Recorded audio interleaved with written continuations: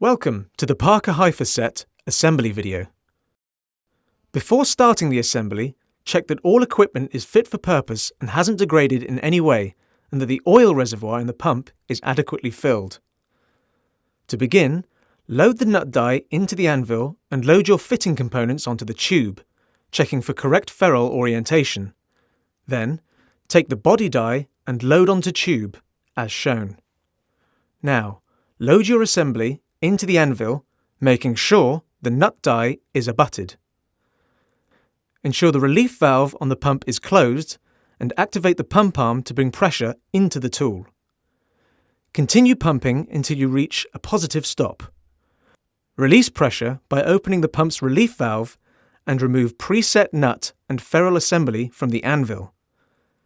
To complete your ferrule assembly, offer the assembly into the fitting body, ensuring the ferrules are seated fully into the body cone.